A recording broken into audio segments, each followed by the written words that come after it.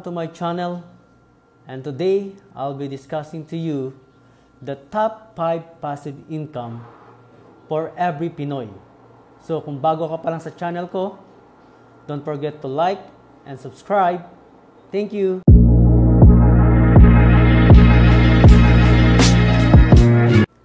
So what are the top 5 passive income for every Pinoy? But before we go on, let me discuss first the two types of income. First, we have the active income, which require physical work. Second is the passive income, which of course very little or doesn't even require you physical work, like rentals, interest. So for this one, we will focus actually on the paper asset. Okay, so we will discuss about passive income related to paper asset, passive income that doesn't require big capital, passive income that can increase cash flow. So hindi natin pag-uusapan dito yung mga passive income na you need to sell first before you realize yung passive income. Like for example, in real estate, we need to sell first the property. Like for example, if it's we bought it at 5 million and then it appreciate up to 7 million. So we will not discuss those things. We will focus on paper asset. Okay?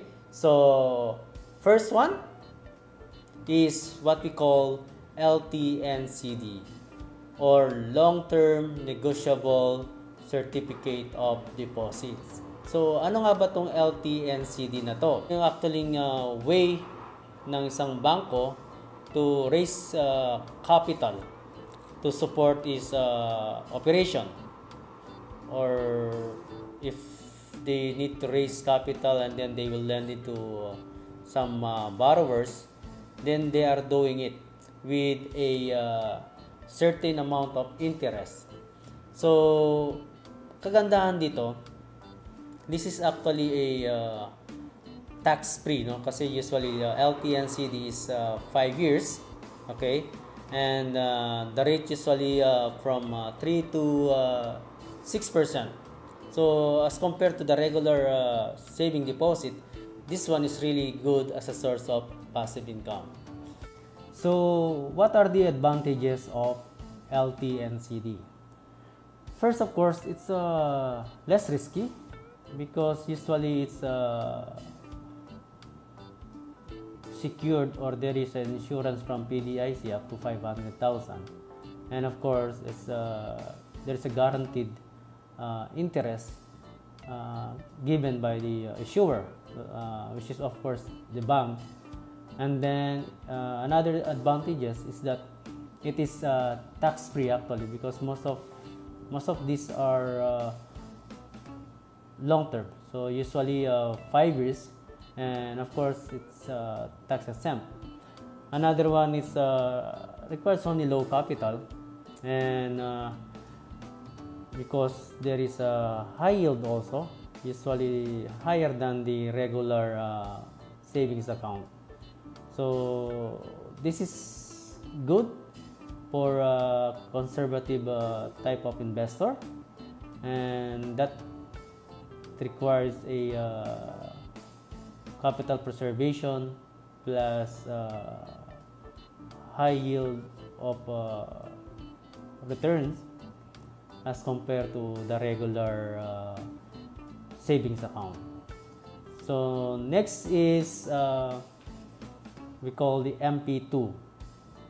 MP2, as you know, is guaranteed by the government, and based on the previous performance, it ranges 7 to 8%, which is higher as compared to the savings account, and even actually higher some bonds and preferred shares.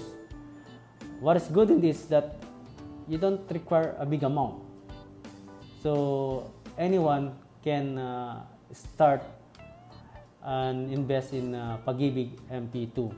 and it's very easy to have it, because if you are already member of the MP2, the regular Pag-ibig, and then you can just simply enroll online.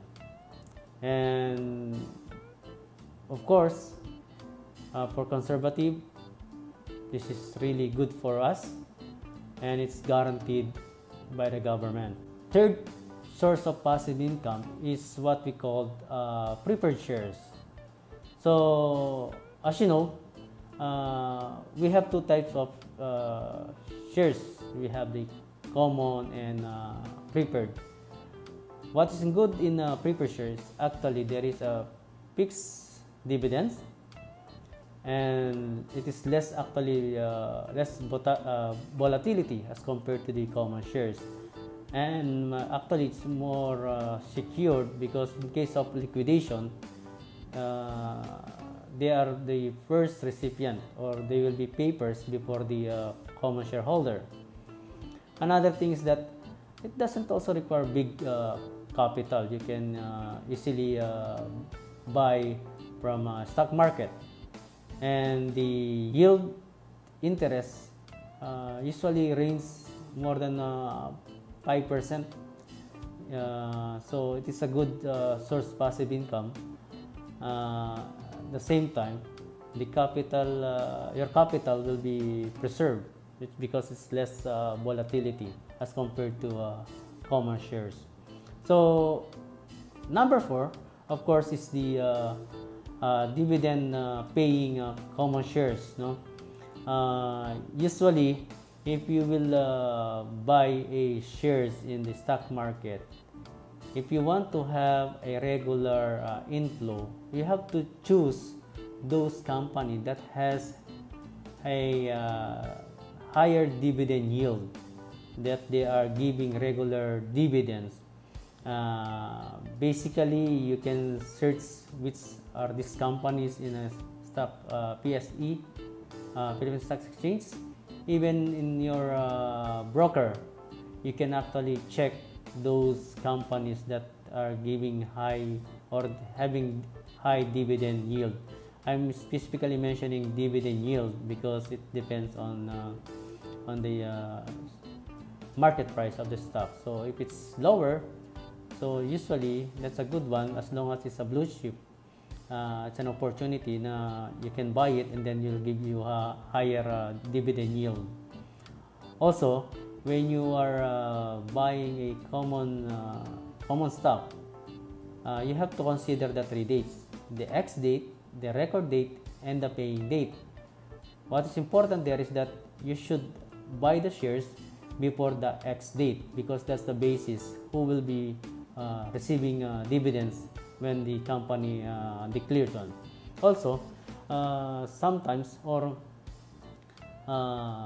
most of the time, these good companies, this blue chips company, are actually giving you a good dividends. So it is another source of passive income, aside from the possibility of capital appreciation. But again, even if the market is down, you have the assurance that you will have something, that you can receive something from this company, as long as they are profitable. For sure, they will be declaring dividends. The last passive income that I'll be discussing is the corporate bonds, or you can also consider the retail bond. So usually, the big companies are issuing bonds, and you can take the opportunity to buy their bonds, kasi they have a fixed interest income or fixed interest rate, and of course, it's guaranteed by the your capital will be guaranteed by the corporation. The only risk there is that if they got bankrupt. But you have, of course, before you invest in a bonds, you have to scrutinize the company. It is stable, it is a big company, of course, and this one can give you a good yield also. I saw around 5% or more than 5% for some corporation like Ayala, they are issuing a good bonds. So you just have to go to a newspaper. They usually publish their bonds, or if you have a good relationship in a bank, usually they are giving you heads up, no? And you can buy from them or directly to the company. So you just have to see the pictures, no, of these bonds. But it's a good source of passive income also. So that's it. These are the 5 passive income that for me can be available. Anong status pa ng buhay natin, we can easily buy this source of passive income.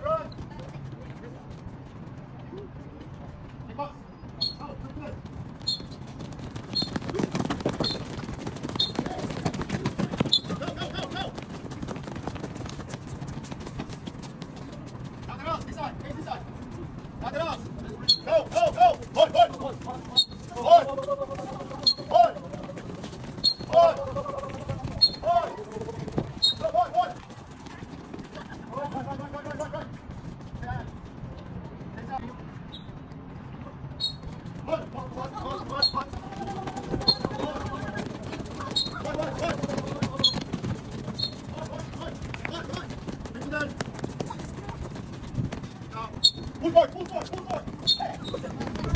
That's wrong, man.